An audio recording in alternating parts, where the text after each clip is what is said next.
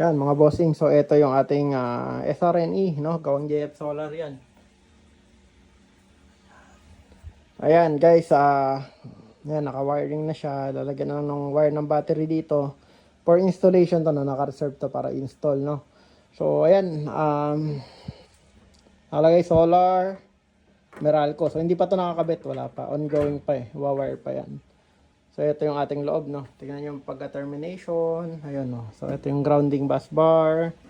Sun 3 PEO, Sun 3 PEO, Sun 3, Sun 3 PEO. Ayun yung ating city sensor. Tapos ito nga, ilalagay pa lang yan, dalawa na yan. So FPO din yung ating automatic transfer switch, no? So ayan. Metal yung casing natin. Wi-Fi, PO na MCCB. Yan, PO. Yan. So ito metal frame, no? Hindi tayo gumagamit ng plywood. Tapos yan, may grounding niya lahat. Yung mga green wire na yan, grounding yan. So, ito rin siya. 10mm, 8. Size 8 yung wire. Yan, tapos ito naka cable, cable glands yan. Ito. So, ayun yung mga saksakan ng natin, no. Ayun, saksakan na. Kabitan niya ng sa pader, no. Tapos meron din dito. Yan, meron din sa ilalim. Dalawa. So, meron sa gilid. Ayun.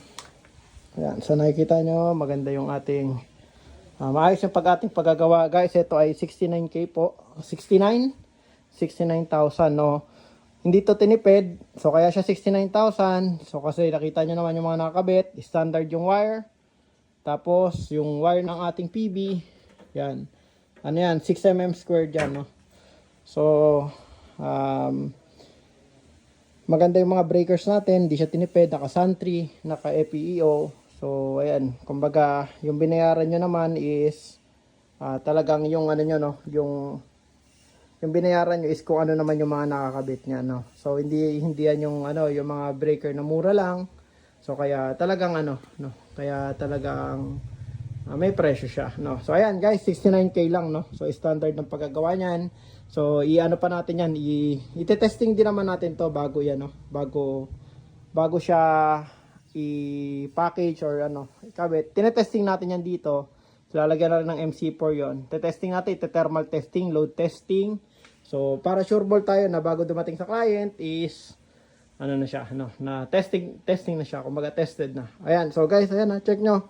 69k po to, SRNE. Meron din tayo doon, 8 kilowatt naman yan. So, gumagawa rin tayo ng ganito, 6 kilowatt na day. Ayun, 8 kilowatt na day, gawin JF Solar. Yun, nakikita nyo yan, JF Solar yan. Ayan, nakuha na yung ibang unit natin kahapon. So, ayan guys. So, check nyo na to. Bye!